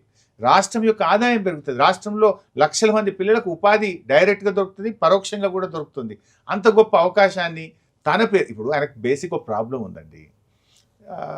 చంద్రబాబు నాయుడు అంటే ఏదో ఐటీ సైబరాబాద్ కట్టిండు, సైబరాబాద్ మన హైటెక్ సిటీ కట్టిండు, రాజశేఖర రెడ్డి గారు ORR కట్టిండ్రు, కేసీఆర్ గారు కాళేశ్వరం ప్రాజెక్ట్ కట్టిండు, మరి నేనేం కట్టాలి అనే ఒక పిచ్చి భ్రమలో రాష్ట్రం యొక్క స్థితిగతులను సరిగ్గా అర్థం చేసుకోక, కరెక్టు ప్రాజెక్ట్ను ఎంచుకోక నేనేందో ఫ్యూచర్ సిటీ కడతా అని పోయింది. సిటీలు నాయకులు కట్టరు, సిటీలు నిర్మితం అవుతాయి. దాంట్లో భాగంగా నిర్మితం అవుతాయి. వ్యక్తులు చేస్తే సిటీలు నిర్మితం కావు. ఆయన ఒక రాంగ్ సెలెక్షన్ పోయి ఆయన రాజశేఖర రెడ్డి గారినో కేసీఆర్ గారిని చూసి పులిని చూసి నక్క వాత పెట్టుకున్నట్టు పోయింది. చేస్తే చెయ్యి, మంచిదే కావచ్చు, కానీ నువ్వు ఒక రైతులకు సంబంధించింది, ఒక నిరుద్యోగులకు సంబంధించింది, ఒక విద్యకు సంబంధించింది ఒక మంచి ప్రాజెక్ట్ అని ఎంచుకోవాలి. మూసి పెడితివి నువ్వు 22,000 ఇండ్లు కూలగొడతా అంటివి. 22,000 ఇండ్లు హైదరాబాద్లో కూలగొడితే తట్టుకుంటుందా నగరం? వాళ్ళ పరిస్థితి ఏంది? వాళ్ళు అపార్ట్మెంట్ కొనుక్కుంటే బ్యాంక్లో 80 లక్షల కోటి రూపాయలు అప్పు తెచ్చి అపార్ట్మెంట్ కొనుక్కుంటే బ్యాంక్లో ఇన్స్టాల్మెంట్ కట్టాలి. నువ్వు 5 కూలగొట్టమంటే బ్యాంక్ ఇన్స్టాల్మెంట్ తప్పదాయి, మళ్ళీ కిరాయి ఇంటికి పోతే కిరాయి కట్టాలి. వాళ్ళ జీవితాలు ఏంది? నువ్వు మూసీకి ఎవరు వ్యతిరేకం కాదు, కానీ దాని పేరు మీద కూల్చివేతలు, దాని పేరు మీద భూ వ్యాపారానికి వ్యతిరేకం. ఇన్ఫ్యాక్ట్ అది కేసీఆర్ గారి ఆలోచనే కదా. గోదావరి నీళ్లు తెచ్చి మూసీలో పోయాలి, మురికి నీరు మూసీలకు పోకుండా ఎస్టీపీలు పెట్టాలి. నువ్వు ఎస్టీపీలు పెట్టి మురికి నీరు రాకుండా చేయి. గోదావరి నీళ్లు మేము కట్టిన కాళేశ్వరం ప్రాజెక్ట్ నుంచే వేస్తున్నావు కదా, మలానా సాగర్ నుంచి. ఆ పైప్ లైన్ తెచ్చేసి అందులో వేసి స్వచ్ఛమైన గోదావరి జలాలు పారించు. మేము దగ్గరుండి సహకరిస్తాం, నిన్ను అభినందిస్తాం. కానీ మూసీ ముసుగులో రియల్ ఎస్టేట్ వ్యాపారం, మూసీ ముసుగులో పేదల బతుకులు కూలిస్తే దానికి వ్యతిరేకం. హైడ్రా కూడా చెరువులు కబ్జాలు అయ్యాయి హైదరాబాద్లో చాలా, వాటి అన్నింటినీ కాపాడుతుంది. వందల కోట్లు 1000 కోట్ల ఆస్తులు రక్షిస్తామని రోజు ప్రెస్ నోట్లు ఇస్తుంది. మీరు అయితే దాన్ని ఆపేస్తారా మీరు అధికారంలోకి వస్తే? 100% కేసీఆర్ గారు మొన్ననే చెప్పింది కదా, హైడ్రాన్ పీకి బంగాళాఖాతంలో పడేస్తామని చెప్పారు. తప్పకుండా చేస్తాం. అంటే మీకు ఒకటే సైడు ప్రభుత్వం యొక్క ప్రచారం కనబడుతుంది. హైకోర్టు ఎన్ని మొట్టికాయలు వేసింది, బోర్డులు బీకిపిచ్చి మళ్ళీ అది ప్రైవేట్ ల్యాండ్ అని అదే హైడ్రా అధికారుల చేత బోర్డులు పెట్టిస్తా ఉంది. అంటే వీళ్ళు హైప్ కోసమో ప్రచారం కోసమో తప్పుడు పనులలో ఆగమాగము కోర్టు స్టేలు ఉంటే శనివారం ఆదివారం పోయి పేదల ఇండ్లు కూల్చేటువంటి ప్రయత్నం చేస్తున్నారు. నిజంగా చేయాల్సిన పని చేయండి, కానీ పిచ్చి పనులు తుగ్లక్ పనులు మానుకుంటే మంచిది. హరీష్ గారు, ఈరోజు కూడా నేను హిట్లర్ నాకు ఆదర్శం, అందుకే ఆయన సైన్యం హైడ్రా అట్లా అక్కడ వీకెత్తామని రేవంత్ రెడ్డి గారు ఈరోజు ఎక్కడో హిందూ కాంక్లేవ్ లో చెప్తున్నారు. హిట్లర్ కు ఏ గతి పట్టిందో రేవంత్ రెడ్డి కూడా అదే గతి పడుతుంది. హిట్లర్ కూడా రేవంత్ రెడ్డి లెక్కనే పిచ్చి పిచ్చి పనులు చేస్తే చివరికి ఏమైంది, ప్రజలు తిరుగుబాటు చేస్తే ప్రజల చేతిలో కుక్క చావు తప్పదని చెప్పి చివరికి తన రివాల్వర్తో తాను కాల్చుకొని చనిపోయిన పరిస్థితి వచ్చింది. రేపు రేవంత్ రెడ్డికి కూడా ఈ ప్రజల చేతిలో దారుణాతి దారుణమైన ఓటమి రేవంత్ రెడ్డికి తప్పదు. అంటే ప్రజలు నిజంగా అంత అసంతృప్తిగా ఉన్నారా కాంగ్రెస్ ప్రభుత్వంపై? మీరు చెక్ చేయండి, మీరు ఒక పోల్ పెట్టండి, రైతులను అడగండి, లేదా ఒక అంశం తీసుకొని మీరు ఒక పోల్ పెట్టండి. ఇవాళ ప్రజల్లో తీవ్రమైనటువంటి వ్యతిరేకత ఉంది. కానీ ఆ అసంతృప్తిని క్యాచ్ చేసుకునే పరిస్థితి ప్రతిపక్షాలకు ఉందా? అంటే మీకు కానీ బీజేపీకి కానీ? 100% బీఆర్ఎస్కే ఉంది. ఇవాళ అందరూ ఒకటే అంటున్నారు, కేసీఆర్ రావాలి, కాంగ్రెస్ పోవాలనేటువంటి చర్చ ప్రజల్లో ఉంది, రైతుల్లో ఉంది. సామాన్య రైతులు యాద్ చేసుకుంటున్నారు, అరే కేసీఆర్ ఉండగా ఎరువులకు తిప్పలేదు, కేసీఆర్ ఉండగా వడ్లు కొనడానికి తిప్పలేదు, కేసీఆర్ ఉండగా ఏం చేసిండో కానీ టైం మీద అయితే రైతు బంధు పైసలు వేసిండు అనే మాట ఇలా ప్రజల్లో ఇవాళ ఎవరిని ఏ రైతును కదిలించినా ఉంటుంది. అది కాంగ్రెస్ రైతు అయినా చెప్తాడు. మీరు ఇవాళ బీఆర్ఎస్ రైతు కాదు, కాంగ్రెస్ రైతు కూడా చెప్తాడు. ఏ ఆశలు అంటే ఒక హైప్ క్రియేట్ చేసింది కాంగ్రెస్. ఇవాళ హైప్ క్రియేట్ చేసి కనీసం కేసీఆర్ స్థాయిలో మా ప్రభుత్వ స్థాయిలో పనిచేసినా బాగుండేది, ఢామ్ అని కింద పడిపోయిన పరిస్థితి. ఇవాళ వాళ్ళకే తెలుసు, రేవంత్ రెడ్డి గారికే తెలుసు, వాళ్ళు సర్వేలు చేసుకుంటలేరా? వాళ్ళ మంత్రులు వాళ్ళ కాంగ్రెస్ ఎమ్మెల్యేలు అంతర్గతంగా ఏం మాట్లాడుకుంటుండ్రో మాకు తెలియదా? మీరు కూడా అంటే సర్వేలు చేస్తున్నారు కదా, ఎలా అనిపిస్తుంది? బీఆర్ఎస్ గ్రాఫ్ ఎలా ఉంది? బయట బ్రహ్మాండంగా ఉంది. రాష్ట్రానికి వచ్చేసరికి మళ్ళీ బీఆర్ఎస్ వైపే ప్రజలు చూస్తున్నారు. తప్పకుండా బీఆర్ఎస్ మళ్ళీ అధికారంలోకి వస్తుంది. ఇది మేము కూడా అధికారం అనేది మాకు అధికారం కోసం కాదు, కష్టపడి పోరాడి తెచ్చుకున్న తెలంగాణ ఈరోజు ఇబ్బంది పడుతుంది. ఇలా సాగునీటి రంగంలో కూడా రేవంత్ రెడ్డి గారి తప్పుడు చర్యల వల్ల ఇవాళకి ఒక్క టీఎంసీకి కూడా హైడ్రాలజీ క్లియరెన్స్ ఒక ప్రాజెక్టుకు కేంద్రం నుంచి అనుమతి తేలేకపోయినారు. అటు సాగునీటి రంగంలో ఇబ్బందులు వచ్చినాయి. ఇవాళ ఉన్నటువంటి సింగరేణి ఆగమైనటువంటి పరిస్థితి ఏర్పడ్డది. విద్యుత్ రంగం అధోగతి అవుతా ఉంది. ఇవాళ డెవలప్మెంట్ మొత్తం కూడా స్టాండ్ స్టిల్. రియల్ ఎస్టేట్ ఏమైపోయిందండి? అసలు కుప్పకూలిపోయింది కదా హైదరాబాద్ రియల్ ఎస్టేట్. అసలు కేసీఆర్ గారు ఉన్నప్పుడు కొన్ని లక్షల మంది రియల్ ఎస్టేట్ మీద బతికిండ్రు. ఇలా ఎన్ఆర్ఐలు హైదరాబాద్లో ఒక అపార్ట్మెంట్ కొనుక్కోవాలంటే భయపడుతున్నారు. ఈయన పెట్టిన పిచ్చి హైడ్రా వల్ల ఈ మళ్ళీ ఎవడొస్తాడో, ఎవడు గులగొడతాడో, దేంట్లో ఏం వెళ్తుందో అని ఇవాళ ఎన్ఆర్ఐలో ప్లాట్ కొనాలన్నా, ఒక ఇల్లు కొనాలన్నా, ఒక అపార్ట్మెంట్ కొనాలన్నా భయపడుతుండ్రు. నార్త్ ఇండియా వాళ్ళు వచ్చి పెద్ద ఎత్తున ఇక్కడ డబ్బులు పెట్టేవాళ్ళు. ఇవాళ వాళ్ళు ఎవరు కూడా ఏమో హైడ్రా అంతా ఆగమాగం ఉందట, నోటీసులు ఇస్తుందట అని ఎవరు డబ్బులున్న వాళ్ళు కూడా ఇలా ఇంట్లో పెట్టుకుంటున్నారు, బంగారం కొనుక్కుంటున్నారు, షేర్ మార్కెట్లో పెడుతున్నారు తప్ప రియల్ ఎస్టేట్ మీద పెట్టడం లేదు. రియల్ ఎస్టేట్ అనేది రాష్ట్ర ఆర్థికాభివృద్ధిని పరుగులెత్తిస్తుంది. కానీ రేవంత్ రెడ్డి యొక్క ఈ హైడ్రా లాంటి పిచ్చి చర్యల వల్ల ఇవాళ ప్రజలు డబ్బును రియల్ ఎస్టేట్లో పెట్టలేరు. ఎన్ఆర్ఐస్ డబ్బులు తెలంగాణకు పంపడం లేదు, ఉత్తర భారతదేశం నుంచి డబ్బులు ఇవాళ తెలంగాణకు రాక రియల్ ఎస్టేట్ కుప్పకూలిపోయిన పరిస్థితి. అంటే హరీష్ గారు ఓ రియల్ ఎస్టేట్ నిజంగానే కొంత స్తబ్దుగా ఉన్నట్టే కనిపిస్తుంది, కానీ నిన్న ఎకరానికి 237 కోట్లు. అదంతా ఒక హైపు. ఒక పర్టికులర్ ప్లాట్స్ విషయంలో కొన్ని కంపెనీస్ మీద ప్రభుత్వం ఒత్తిడి తెచ్చి కొనిపించచ్చు, లేదా ఆ కంపెనీలకు ఆ పర్టికులర్ ప్లాట్ ముఖద్వారంగా ఉండడము, వెనకంతా వాళ్ళ ల్యాండ్లు ఉన్నప్పుడు ఆ ముక్క మాకే ఉండాలనేటువంటి దాంట్లో రావచ్చు. నిజంగా బాగుంటే సేల్స్ జరగాలి కదా, మార్కెట్ ఇంప్రూవ్ కావాలి కదా. ఆ ఒక్క ప్లాట్ గురించి చూసి రియల్ ఎస్టేట్ బాగుంది అనుకుంటే మరి నీ ఆదాయం పెరగాలి కదా, స్టాంప్స్ అండ్ రిజిస్ట్రేషన్ ఆదాయం పెరగాలి కదా, నీ క్రయ విక్రయాలు పెరగాలి కదా. ఎందుకు ఇలా భూముల ధరలు తగ్గిపోయి ఇలా మీరు రూరల్ తెలంగాణ చూస్తే 50 లక్షలు 60 లక్షల ఎకరం ఉన్న భూమి ఇలా 30-35 లక్షలకు పడిపోయింది. రైతుల చేతిలో ఉన్న భూమి విలువ తగ్గిపోయింది, ప్లాట్లు ఆగిపోయినాయి. ఇలా ఇదే ప్రభుత్వం ఆ రోజు ఏం చెప్పిందండి, మేము ఎల్ఆర్ఎస్ అనే పథకం పెడితే నో ఎల్ఆర్ఎస్ నో బీఆర్ఎస్ అని మా మీద ప్రచారం చేసింది. ఎల్ఆర్ఎస్ కట్టొద్దు, మేము వస్తే ఫ్రీగా చేస్తామన్నారు. కానీ ఇప్పుడు ఏం చేశారు, ముక్కు పిండి ఎల్ఆర్ఎస్ పైసలు వసూలు చేస్తున్నారు, డేట్లు ఎక్స్టెండ్ చేసుకుంటా ప్రజల మీద భారం వేస్తున్నటువంటి పరిస్థితి మనం చూడట్లేదా? ఇవన్నీ ప్రజలకు అర్థం కావా? హరీష్ గారు, ఇప్పుడున్న పరిస్థితుల్లో అంటే బీఆర్ఎస్ పార్టీ విషయానికి వస్తే నిజంగా ప్రతిపక్ష పాత్ర పోషించాలంటే పార్టీ నిర్మాణం కావాలి. ఎందుకంటే ఉద్యమ పార్టీగా అప్పుడు ఏదో ఉద్యమంలో అందరు వచ్చారు వెళ్ళారు, పార్టీ నిర్మాణం పెద్దగా లేకపోయినా నడిచింది. అధికార పార్టీ ఆటోమేటిక్గా ఈగలు బెల్లం దగ్గరికి వస్తాయి కదా, అట్లా వచ్చేసారు నాయకులు. అప్పుడు కూడా బలంగానే కనిపించారు మీరు. ఇప్పుడు చూస్తే మీ పార్టీ నుంచి కొంతమంది పోతున్నారు తప్పితే వచ్చేవాళ్ళు లేరు. మీ పార్టీకి ఉన్న దాంట్లో కూడా నిర్మాణం లేదు. రాష్ట్ర అధ్యక్షుడు, వర్కింగ్ ప్రెసిడెంట్ తప్ప పెద్ద కార్యవర్గం కూడా ఎప్పుడో ఉన్నది. అది మా కార్యవర్గం అంటే ఏం చెప్పలేను, కానీ కళ్యాణ్ గారు జిల్లా అధ్యక్షుడు రద్దు అయిపోయారు. దాచుకునేది ఏం లేదు. అంటే ప్రతిపక్షంగా మీ పాత్ర పోషించాలంటే నిర్మాణం కావాలి కదా. 100% ఆ దిశగా మా అడుగులు ప్రారంభమైనవి. రద్దు చేసింది కూడా మంచి నిర్మాణం చేయడం కోసమే. మొన్ననే రాష్ట్ర కమిటీలో రద్దు చేసుకున్నాం. ఈ ఫస్ట్ వీక్ ఇంకొక 1 వీక్లో మా మెంబర్షిప్ డ్రైవ్ స్టార్ట్ కాబోతా ఉంది. పటిష్టవంతమైన గ్రామ కమిటీలు, మండల, జిల్లా కమిటీ, రాష్ట్ర కమిటీ నిర్మాణం చేసుకుంటాం. అదేవిధంగా విద్యార్థుల కోసం కూడా ఒక స్పెషల్ డ్రైవ్ పెట్టి, అన్ని కాలేజీల్లో కూడా మెంబర్షిప్ డ్రైవ్ పెట్టి, స్టూడెంట్ వింగ్ను కూడా కొత్త బాడీని, కొత్త రక్తాన్ని పార్టీలోకి తెచ్చే విధంగా నిర్మాణం చేయాలని నిర్ణయం తీసుకున్నాము. అదేవిధంగా మా minority, SC, ST, BC wings కూడా సీనియర్ లీడర్స్ను, మంచి ఎఫెక్టివ్ లీడర్స్ను దానికి ప్రెసిడెంట్స్గా పెడుతూ ఆ వింగ్స్ను కూడా బాగా యాక్టివేట్ చేయాలి, ఉమెన్ వింగ్ను బాగా యాక్టివేట్ చేయాలి, ఉమెన్ లీడర్స్ను కూడా బాగా ఎంకరేజ్ చేయాలని చెప్పి మొన్న ముఖ్యులతో కేసీఆర్ గారి సమావేశంలో నిర్ణయాలు జరిగినాయి. ఆల్రెడీ మా మెంబర్షిప్కి సంబంధించి అంతా డిజిటల్ చేయాలని పార్టీ డిసైడ్ చేసిన. ఈ బుక్స్ కాకుండా డిజిటల్ చేద్దాము, ఇంటింటికి వెళ్ళి ఖచ్చితంగా 100% డిజిటల్గా చేయాలని చెప్పి అనుకున్నాం. దానికి సాఫ్ట్వేర్ కూడా రెడీ అయిపోయింది. నెక్స్ట్ వీక్లో we are going to launch the membership drive, followed by గ్రామ కమిటీలు, పట్టణ కమిటీలు, జిల్లా కమిటీలు, రాష్ట్ర కమిటీలు అండ్ వింగ్స్ అన్నీ కూడా బలోపేతం చేసి పటిష్టవంతమైనటువంటి కార్యవర్గం అవి వేయడమే కాదు, అన్ని జిల్లా కేంద్రాల్లో వాళ్ళకి ట్రైనింగ్ ప్రోగ్రామ్ కూడా ఒక 6 మంత్స్ పాటు వచ్చే 6 నెలలు విగరస్గా పార్టీ నిర్మాణం మీదనే బీఆర్ఎస్ పనిచేయబోతుంది. నిర్మాణము, శిక్షణ, కార్యకర్తలందరికీ కూడా మంచిగా పర్ఫెక్ట్గా వాళ్ళని టాకెటివ్గా తయారు చేస్తూ ఈ ప్రభుత్వ వైఫల్యాలను హ్యాండ్ బుక్స్ రూపంలో, స్పీచ్ల రూపంలో కార్యకర్తలను అన్నిటి బలోపేతం చేయడం, వాట్సాప్ గ్రూప్ను స్ట్రెంథెన్ చేయడం, సోషల్ మీడియాను స్ట్రెంథెన్ చేయడం, క్యాడర్ను మనం ఏం చేశాము, మన బీఆర్ఎస్ ఏం చేసింది, కాంగ్రెస్ ఎట్లా విఫలం చెందిందో వాళ్ళకు బాగా కార్యకర్తలకు ట్రైనింగ్ ఇచ్చి ప్రజల్లోకి పంపాలి. వచ్చే 6 నెలలు బీఆర్ఎస్ పార్టీ కార్యవర్గ నిర్మాణము, ట్రైనింగ్ మీదనే మేము పనిచేయబోతున్నాం. అంటే హరీష్ గారు, మీరు కేటీఆర్ గారు ఖచ్చితంగా బలమైన నాయకులే, మీకు ఇమేజ్ ఉంది, మీరు తీసుకెళ్తున్నారు పార్టీని ముందుకి.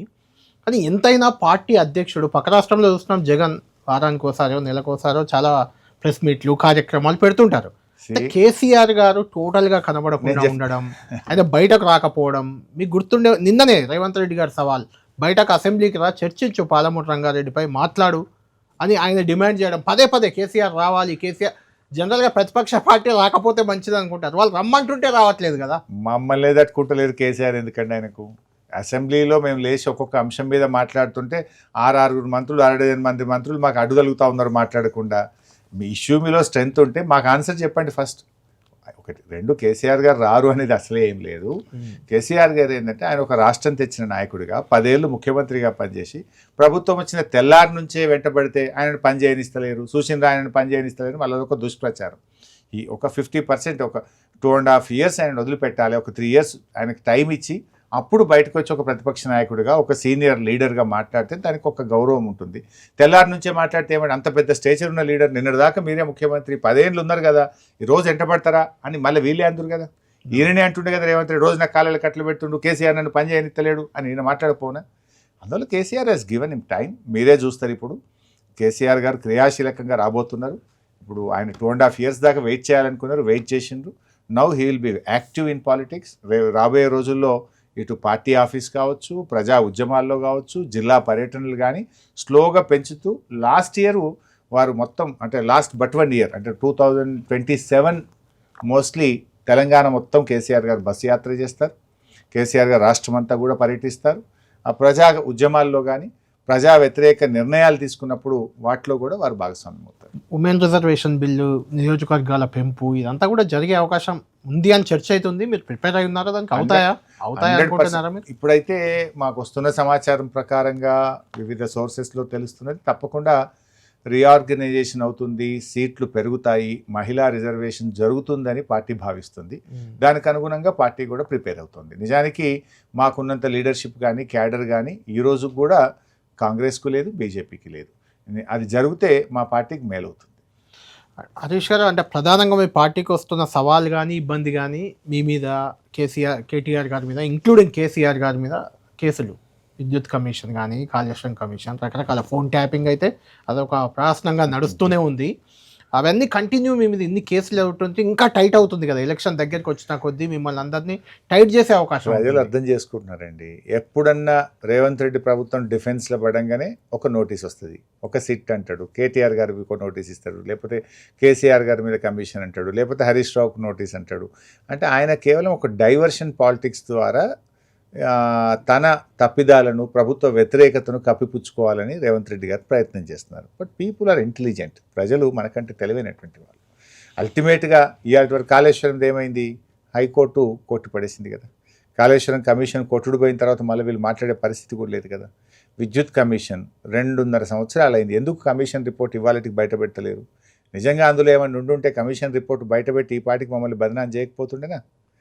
అట్లా ఇవన్నీ కూడా కేవలం రాజకీయ దుష్ప్రచారం. ఎందుకంటే ఆనాడు ప్రతిపక్షంలో ఉన్నప్పుడు అడ్డగోలుగా మాట్లాడినారు. ఇప్పుడు ప్రభుత్వంలో వచ్చిన తర్వాత అటువంటిది ఏదన్నా ఒకటి పెట్టి మా మీద బదనాం చేయాలి. ఇప్పుడు ఏమైనా దొరికితే నిడిచిపెడతారా అసలు? అందుకే ఏం దొరకలేదు కనుక ఇప్పుడు సిబిఐకి ఇస్తున్నా, వాళ్ళు చేస్తలేరు అని వాళ్ళ మీద నీకేం దొరకలేదు కదా. నీకు దొరికింటే కేసులో బలం ఉండుంటే నువ్వే సాక్ష్యాధారాలు పెడదు, ఛార్జ్షీట్ వేద్దు, అరెస్ట్ చేద్దు. నీకేం దొరకలేదు కనుక ఇప్పుడు దొరకలేదు అని చెప్పలేవు. ఇక ఏం చేయాలి? సిబిఐకి ఇచ్చిన అని సిబిఐ మీద నెట్టేసి వాళ్ళు ఏదో చేస్తలేరు అని చెప్పి తాను తప్పించుకోవడానికి వ్యూహాత్మకంగా ఆయన ప్రయత్నం చేస్తారు. People are intelligent. అల్టిమేట్లీ ఇంకోటండి, ఫైనల్గా ప్రజల కోణంలో whether you have delivered or not, నువ్వు ప్రజలకు ఇచ్చిన హామీలు అమలు చేసినవా లేదా, ఇది ప్రజలు చూస్తారు. ఈ చిల్లర ప్రచారాలు, ఈ దుష్ప్రచారాలు ఇవన్నీ ప్రజలు అర్థం చేసుకుంటారు. ఇది రాజకీయ వేధింపుల కిందనే ప్రజలు చూస్తారు. మనం ఇతర రాష్ట్రాల్లో చూసాం, చంద్రబాబు నాయుడు గారిని వేధిస్తే ఫలితాలు ఎలా వచ్చినాయో మనం చూసాము. అదేవిధంగా అనేక రాష్ట్రాల్లో కూడా మనం చూసాము. విజయన్ను ఆ ప్రభుత్వాలు, కేంద్ర రాష్ట్ర ప్రభుత్వాలు వేధిస్తే తమిళనాడులో ఎలాంటి ఫలితాలు వచ్చినాయో మనం చూసినాము. ఈ వేధింపుల వల్ల ప్రభుత్వం యొక్క గ్రాఫ్ మరింత వేగంగా పడిపోతుంది తప్ప ప్రభుత్వానికి వచ్చేది ఏమి ఉండదు. ప్రభుత్వం తాను నిలదొక్కుకోవాలంటే సంక్షేమ కార్యక్రమాలను, మెరుగైనటువంటి పాలన ద్వారా తన బలాన్ని పెంచుకోగలుగుతుంది, తన గ్రాఫ్ను పెంచుకోగలుగుతుంది తప్ప ప్రతిపక్షాల మీద కేసులు పెడతాము, బురద జల్తాము అనుకుంటే అది మరింత జారుడు బండలాగా ప్రభుత్వం పడిపోతుందనడానికి అది నిదర్శనం. అంటే హరీష్ గారు సిబిఐకి ఇచ్చారు రేవంత్ రెడ్డి, అయినా ఎందుకు సిబిఐ వస్తలేదనే ఒక అనుమానం. సిబిఐ రావాలి కదా, హైకోర్టు కొట్టుపడేసింది. మీకు బీజేపీకి అండర్స్టాండింగ్ ఉంది కాబట్టి రావట్లేదు. మాకు అండర్స్టాండింగ్ ఉంటే ఆ రోజు మా పార్టీలో ఉన్న కవితను ఎందుకు కేసు పెడతారు, ఎందుకు అరెస్ట్ చేస్తారు? ఆ రోజైతే కేసీఆర్ బిడ్డే కదా, ఆ రోజైతే బీఆర్ఎస్ పార్టీయే కదా. నిజంగా మాకు బీజేపీతో అండర్స్టాండింగ్ ఉంటే కవిత మీద కేసు ఎందుకు పెట్టుంటారు? సొంత బిడ్డను, ముఖ్యమంత్రి బిడ్డను అరెస్ట్ చేస్తారా ఎక్కడైనా? సో ఇక్కడ ఈ విషయంలో ఏమైంది? కాళేశ్వరంది కోర్టు కొట్టివేసింది. ఈ రిపోర్ట్ అనేది చెత్త, ఇది స్క్రాప్. అంటే కమిషన్ రిపోర్ట్ ఆధారంగా రావద్దు. కమిషన్ రిపోర్ట్ మీదనే సిబిఐకి వచ్చినావు. ఎన్డీఎస్ఏ రిపోర్ట్ ఏముండదు. NDSA is a technical advisory body. అది ఏమున్నా ఇది ఇట్లుండొచ్చు, ఇది ఇట్లుండొచ్చు, ఇది ఇట్లుండొచ్చు అంటే తప్ప తప్పులు చూపదు, ఒప్పులు చెప్పదు. It's only an advisory body. అల్టిమేట్గా ఆ రిపోర్ట్ ఏదైతే ఉందో అది కొట్టుబడిపోయింది. ఇంకా రిపోర్టే లేదు. ఇక there is no case at all. బీజేపీతో అండర్స్టాండింగ్ కానీ అలయన్స్ కానీ భవిష్యత్తు మాకు అవసరము లేదు. మేము మొన్న కూడా మా కేటీఆర్ గారు కూడా చెప్పారు, మేము సొంతగా ఒంటరిగా పోటీ చేస్తామని పార్టీ స్పష్టంగా చెప్పారు. మా పార్టీ అందరి ఆలోచన కూడా అదే. అయితే బీజేపీ ఖచ్చితంగా తెలంగాణలో ఒక సువేందు అధికారో లేకుంటే అస్సాంలో వచ్చినట్టు లేదంటే షిండే మహారాష్ట్రలో షిండే లాగో ఒకరు వస్తారు, ఆ వచ్చే ఒకరు హరీష్ రావే కావచ్చు అది అనే ఒక చర్చ బయట చాలా పెద్ద ఎత్తున నేను కొన్ని వందల సార్లు చెప్పాను. మీరు చెప్పారు. నేనేంటో కొన్ని వందల సార్లు చెప్పాను. ఎందుకు అది వస్తుంది నా పదే పదే ఈ దృష్టిలో రోజు వచ్చింది కాదు. వాళ్ళకి బలం లేదు కనుక పక్క వాళ్ళని ఎత్తుక్కుంటున్నారు. అది పగటికల. అంటే హరీష్ రావు గారు పదే పదే అంటే కేసీఆర్ తోనే నడుస్తాను నా ఒక పుట్టుక బలమైన ఇందులోనే సరే అండి, ఒక బలమైన నాయకుడు ఉన్నప్పుడు డెఫినెట్ గా ఆశిస్తుంటారు కదా 10 మంది. But what I am people nose. నేను పలుసార్లు పలు సందర్భాల్లో ఎంత ఫోర్సిబుల్ గా చెప్పాలో అంత ఫోర్సిబుల్ గా చెప్పాము. అంటే రావట్లేదు హరీష్ రావు గారు, నిజం చెప్పండి, ఒత్తిడి లేదా మీకు బీజేపీ నుంచి? వస్తాయి, దానికి పెద్ద ముచ్చటేంది. అసలు దాన్ని మనం వినడానికే సిద్ధంగా లేనప్పుడు, అలోనే చేయనప్పుడు చర్చ అంటే అంటున్న పాయింట్ ఏంటంటే బీజేపీ స్ట్రాటజీ చాలా రాష్ట్రాల్లో మనం చూసాం కదా, వాళ్ళ మీద కేసులు పెట్టడం, బెదిరియడము, ఈ రకంగా అలాంటి ఒత్తిడి మీ మీద వస్తే భవిష్యత్తులో డెఫినెట్ గా ఇప్పుడు రాష్ట్రం వేధించింది, రేపు కేంద్రం నుంచి కూడా రావచ్చు. We are prepared. అంటే తెలంగాణలో ఒక సువేందు అధికారో లేదంటే షిండే లాంటి వాళ్ళు వచ్చే అవకాశం ఉందా? వాళ్ళ ఏ రాజకీయ ప్రధానంగా ఇద్దరు పేర్లు వినిపిస్తున్నాయి ఇందులో. మీ ఒక్కరి పేరు నేను చెప్పాను, ఇంకొకరి పేరు కొంతమంది చెప్తుంది రేవంత్ రెడ్డి కూడా అటాచ్ అయి ఉన్నారు బీజేపీ అని. రేవంత్ రెడ్డి హరీష్ రావా? రేవంత్ రెడ్డి సంగతి నాకు తెలియదు, ఆయన్ని అడగండి. కానీ నేను అనేక సార్లు నేనేంటో చెప్పాను, నాకు నా లైన్ ఏందో స్పష్టత ఇచ్చాను. హరీష్ గారు ఫైనల్గా జనరల్గా అంటే రేవంత్ రెడ్డి పదే పదే చెప్తున్న మాట 2034 వరకు అంటే నెక్స్ట్ ఎలక్షన్లో కూడా మళ్ళీ నేనే గెలుస్తాను అంటే దానికి ప్రధాన కారణం ఏంటంటే బీఆర్ఎస్ పార్టీలో ఐక్యత ఉండదు, వీళ్ళు ఎలాగో ఇప్పుడు పదే పదే చిట్చాట్లో కూడా మీ గురించే చెప్తుంటారు, కేసీఆర్ మీద ఒట్టేసి చెప్పమని హరీష్ని ఆ పార్టీలో ఉంటాడా అని. ఇలాంటి వ్యాఖ్యలు చాలా ఎందుకు చెప్తున్నారు అంటే మీకు కేటీఆర్ కు గ్యాప్ ఉంది, గ్యాప్ ఉంటుంది, అదే నాకు రావాలని కోరుకుంటుండే ఆయన, గ్యాప్ రావాలని కలగంటుండు. కానీ అది కలనే తప్ప నిజం కాదు. ఎలాంటి గ్యాప్ రెండు బేసికల్లీ ఆయన 2034 దాకా ఉంటాను ఎందుకు చెప్తుండు కదా, సింపుల్, ఎవరికైనా అర్థమైపోతుంది. ఆయన పట్టు జారిపోయింది. ఇవాళ ఆయన క్యాబినెట్ కొలీగ్సే ఆయనను పక్కకు వచ్చి బండబూదులు తిట్టే పరిస్థితి, ఆయన ఎమ్మెల్యేలే ఆయనను చీదరించుకున్న పరిస్థితి, గ్రాఫ్ పడిపోతుంది, ఆఫీసర్లు పట్టించుకోవడం లేదు. ఆఫీసర్లు కొంతమంది మేము రేపు ఈ ప్రభుత్వం ఎలాగూ రాదు, మళ్ళీ రేపు వచ్చే ప్రభుత్వం మళ్ళీ మేము వీళ్ళ తప్పులన్నీ మేము చేస్తే మేము బలవుతామని చెప్పి అధికారులు ఆఫీసర్లు అందరూ కూడా భయంలో పడ్డారు. సో ఒక ఇంత 2 ఏళ్ళన్నా నేను మళ్ళీ గెలుస్తా అని చెప్పి ఈ 2 ఏళ్ళన్నా తన పట్టు సడలకుండా ఉన్న మంత్రులు ఎమ్మెల్యేలు అధికారులకు ఒక ధైర్యాన్ని ఇచ్చి ఇంత బండి నడిపించేటువంటి ప్రయత్నమే తప్ప ఆయన ఆత్మకు కూడా తెలుసు ఆయన మళ్ళీ గెలిచేది లేదు. హరీష్ గారు ఇప్పుడు ఎన్నికలు రాబోయే ఎన్నికలకి గతంలో మీరే చెప్పారు కొంతమందిని మార్చుంటే బాగుండేది అని ఒక చర్చ ఉందని. ఇప్పుడు 119 నియోజకవర్గాల్లో ఆల్రెడీ ఓడిపోయిన ఎమ్మెల్యేలు ఉన్నారు, గెలిచిన ఎమ్మెల్యేలు మీ దగ్గర కొంతమంది ఉన్నారు, వాళ్ళకే మళ్ళీ టికెట్లు ఇస్తామని కానీ ఇవ్వమని కానీ అలాంటి ఆలోచన చేస్తున్నారా? ఇప్పుడు ఆ సందర్భము దెర్ ఆర్ 2 issues. 153 అయితాయా, 184 అయితాయా, ఎన్ని సీట్లు పెరుగుతాయి, ఏది ఎస్సీ అవుతుంది, ఏది ఎస్టీ అవుతుంది, ఏది మహిళ అవుతుంది, అసలు ఎంతమంది నాయకులు మిగులుతారు, ఎంతమందికి అవకాశాలు ఉంటవి ఉండవు, ఇదన్నీ భవిష్యత్తు తేల్చాల్సింది. ఇది ఇంకా 2.5 years టైం ఉంది, తొందరేం లేదు. సో మేము ముందు పార్టీని బలోపేతం చేయడము, కార్యవర్గాన్ని పటిష్టవంతం చేసి శిక్షణ ఇచ్చి రెడీగా ఉంటాం. సిచ్యువేషన్ బట్టి party will act. BRS already BRS శాసనసభ పక్ష ఉపనేతగా మీరున్నారు, వర్కింగ్ ప్రెసిడెంట్గా కేటీఆర్ ఉన్నారు, ఒక రకంగా అసెంబ్లీలో మీరు, బయట వారు పార్టీని నడుపుతున్నట్లే లెక్క. మీ ఇద్దరి మధ్య నిజంగా అండర్స్టాండింగ్ ఉందా లేదా అనేది చాలా మందికి, అంటే మీ పార్టీ నాయకులు కానీ ఎలాంటి అనుమానం అవసరం లేదు. మా ఇద్దరం సమన్వయంతో పనిచేస్తున్నాం, సమన్వయంతోనే ఉన్నాము ఉంటాము. దాంట్లో ఎవరైనా పెట్టుకుంటే అది దింపుడు గల్లం ఆశ అంతే. ఆ రకమైన అవకాశం ఎవరికి ఇవ్వను కాక ఇవ్వను. అంటే హరీష్ గారు పాపం రేవంత్ రెడ్డి అయితే చాలా కోరుకుంటుండు కానీ అది పాపం నెరవేరదు. హరీష్ గారు ఇది కొంత మీకు ఇబ్బందికరమైన ప్రశ్న కావచ్చు, చివరి ప్రశ్న. జనరల్గా మీరు కవిత గారికి మధ్య కూడా మంచి రిలేషన్ నేను చూశాను కూడా, అంబేద్కర్ స్టాచ్యూ అప్పుడు ఇందిరా పార్క్ దగ్గర ధర్నా దగ్గర మీరున్నారు అక్కడ కవిత గారితో పాటు, చాలా సందర్భాల్లో కలిసి పనిచేశారు. కానీ ఎందుకు కవిత గారు పదే పదే హరీష్ రావుని టార్గెట్ చేస్తున్నారు అది వారిని అడగండి, అది వారు చెప్తే బెటర్ సమాధానం. ఎందుకంటే టార్గెట్ చేసింది వారు కనుక సమాధానం కూడా వారు చెప్తే బెటర్. అంటే ఈ మధ్య కేటీఆర్ గారిని కూడా చేస్తున్నారు, నిన్న మొన్న కేటీఆర్ గారిని కూడా అన్నారు. Leave it to her wisdom. Kavitha party ప్రభావం ఏమైనా ఉంటుందా? అంటే మీ పార్టీ పేరు తీసుకోవడాన్ని ఎలా చూస్తారు మీరు? అంటే టీఆర్ఎస్ అని పేరు పెట్టుకున్నారు కదా, అది చర్చా ప్రస్తుతం. దాని గురించి మీరు మాట్లాడడానికి అంత సుముఖంగా లేరు, అదే అర్థం అవుతుంది నాకు. ఎనీవే ఫైనల్గా చెప్పండి, రానున్న ఎన్నికల్లో బీఆర్ఎస్ పార్టీ గెలుపుకి ఏది కారణం కాబోతుంది అనుకుంటున్నారు? అంటే మీరు చేసిన ఉద్యమమా, మీరు చేసిన పాలన, మీ ప్రతిపక్ష పాత్ర? డెఫినెట్గా బీఆర్ఎస్ పరిపాలన, కేసీఆర్ గారు ఎంత మెరుగ్గా ఉన్నారు అనేటువంటిది ఇద్దరు ముఖ్యమంత్రుల్ని కంపేర్ చేసుకున్నప్పుడు ప్రజలు ఆలోచిస్తున్నారు. రెండు, ఈ ప్రభుత్వ వైఫల్యాలు. ఈ ప్రభుత్వం చెప్పిన హామీలు అమలు చేయకపోవడం ఒకవైపు అయితే, ఉన్న పథకాలను డిస్కంటిన్యూ చేసినారు. లైక్ ఫీజు రియంబర్స్మెంట్ డిస్కంటిన్యూ అయింది, కేసీఆర్ కిట్ డిస్కంటిన్యూ అయిపోయింది, రైతు బంధు డిస్కంటిన్యూ అయిపోయింది, రైతు బీమా డిస్కంటిన్యూ అయిపోయింది, ఇట్లా బతుకమ్మ చీరలు డిస్కంటిన్యూ అయిపోయింది. చాలా ఉన్న పథకాలను కూడా కోత పెట్టేసినారు. నిర్వహణ, ప్రభుత్వ ఆసుపత్రులు అధ్వానంగా మారిపోయినాయి. ఇవాళ అనేక విద్యాలయాలు మూతపడుతున్నటువంటి పరిస్థితి ఏర్పడ్డది. సో ఇట్లా చూసినప్పుడు ఏమైందంటే ప్రజలు డెఫినెట్గా బీఆర్ఎస్ చాలా బెటర్గా ఉందనేటువంటి అభిప్రాయానికి ఇప్పుడు వస్తూ ఉన్నారు. నిజంగా ఈ 45 డేసు కళ్ళాల్లో వడ్లమ్మిన ప్రతి రైతు కళ్ళల్లో నీళ్లు పెట్టుకున్నాడు, నోటి వెంట కేసీఆర్ను యాడ్ చేసుకున్నాడు. సో ఈ పరిస్థితి అనేది రోజు రోజుకు బీఆర్ఎస్కు పెరుగుపడతా ఉంది. ఒకటి మా పరిపాలన కావచ్చు, డెఫినెట్గా తెలంగాణ ఉద్యమకారులు, తెలంగాణ దాంట్లో ఉన్నటువంటి వాళ్ళు కూడా, ఎందుకంటే రేవంత్ రెడ్డికి చంద్రబాబు నాయుడు గారికి ఉండేటువంటి అనుబంధం కానీ, వీళ్ళిద్దరూ కలిసి పనిచేస్తున్నటువంటి తీరు కూడా ప్రజలు అర్థం చేసుకొని, మా తెలంగాణను తెలంగాణ బిడ్డలు పరిపాలించాలి కానీ దీని రిమోట్ కంట్రోల్ ఎక్కడో ఢిల్లీలోనో పక్క రాష్ట్రంలో ఉండడాన్ని తెలంగాణ ప్రజలు సహించరు, ఒప్పుకోరు. అటు ఉద్యమ భావాలు కలిగిన వాళ్ళు, పరిపాలనను చూసిన వాళ్ళు, ఈ ప్రభుత్వ వైఫల్యాలను చూసిన మూడు కలగలిపి బీఆర్ఎస్ అద్భుతమైన విజయాన్ని సాధిస్తుంది. ఇక్కడ ఇంకొక పార్టీ కూడా, మూడో పార్టీ కూడా ఉంది బీజేపీ. అది ఇంకో రెండు పార్టీలు, అంటే మూడు పార్టీలు కలిసి టీడీపీ, జనసేన నిన్న పవన్ కళ్యాణ్ సభ పెట్టబోతే కూడా దాన్ని అడ్డుకున్నారు. మనం చూసాం. అది ఆ పార్టీ ప్రభావం ఉండదా? కూటమిగా వచ్చినా, సింగిల్గా వచ్చినా మనం 2018లో మనం చూసాం కదా, ఇదే మహాకూటమి ఏర్పడ్డది. కాంగ్రెస్, చంద్రబాబు నాయుడు గారు అందరూ కలిసి కూటమి ఏర్పడితే ప్రజలు ఏం చేసింది, నా దృష్టిలో ఇది ఒకవేళ అట్లా కూటమి ఏర్పడితే మా నెత్తిన పాల్పోయడమే. సింగిల్గా వస్తేనే అడ్వాంటేజ్ ఉంటుందా బీజేపీకి? అది నా ఫీలింగ్. అయితే చంద్రబాబు గారు, పవన్ కళ్యాణ్ గారు బీజేపీతో కలిసి పోటీ చేయడం మా నెత్తిన పాల్పోయడమే. ప్రతిపక్ష ఓటు ఏదైనా కొద్దో గొప్ప చీలే అవకాశం ఉంటే అది కూడా చీలకుండా అవుతుంది. వన్ సైడ్ అయ్యే అవకాశం అయితే ఉంటుంది.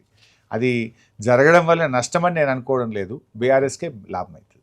అంటే బీజేపీ గత ఎన్నికల్లో 8 అంటే పార్లమెంట్ స్థానాలు దక్కించుకుంది కదా, దాని ప్రభావం దాన్ని కూడా ఒప్పుకుంటాను. ఎందుకంటే మొన్న ఒకటైతే ఉంది, పార్లమెంట్ ఎన్నికల్లో మనం గమనిస్తే ఈ బీఆర్ఎస్కు రోల్ లేదు కదా, రాష్ట్రంలో కూడా అధికారంలో లేదు. ఇవి జాతీయ స్థాయి ఎన్నికలుగా రెండు వర్గాలుగా ప్రజలు బీజేపీ ఓడాలని కొందరు, బీజేపీ గెలవాలని కొందరు అనే దాంట్లో ఓటింగ్ జరిగింది కనుక మాకు రాలేదు, ఎంపీ సీట్లు వాళ్ళకి వచ్చింది. దేశవ్యాప్తంగా అదే జరిగింది. మేమే కాదు, నవీన్ పట్నాయక్ గారు కూడా ఏ పార్టీతో పొత్తు పెట్టుకోకపోతే ఆయన పరిస్థితి ఎట్లేదు, మాయావతి గారు ఏ పార్టీతో పొత్తు పెట్టుకోకపోతే వాళ్ళ పరిస్థితి ఎట్లేదు. సో ఏ రీజనల్ పార్టీ అయినా మొన్నటి జాతీయ ఎన్నికల పరిస్థితులు వేరు, రాష్ట్రానికి వచ్చేసరికి పరిస్థితులు వేరుంటాయి. సో డెఫినెట్గా రాష్ట్ర ఎన్నికలు వచ్చేసరికి బీఆర్ఎస్నే ప్రజలు చూస్తారు. రైట్, థ్యాంక్ యూ రాజేష్ గారు, thank you very much. Right, వచ్చే ఎన్నికల్లో ఖచ్చితంగా మరోసారి బీఆర్ఎస్ జెండా ఎగరేయడం ఖాయమంటూ ధీమా వ్యక్తం చేస్తున్నారు రాజేష్ రావు గారు. అదేవిధంగా తనపై వచ్చిన అనేక విమర్శలు కానీ, బీజేపీ వైపు వెళ్తున్నారు, చూస్తున్నారనే విపక్షాల విమర్శలకు ఆయన క్లారిటీ ఇచ్చారు. ఇందులో ఎలాంటి వాస్తవం లేదని తేల్చి చెప్పారు. ఇది ఈ వారం వీకెండ్ పాడ్కాస్ట్.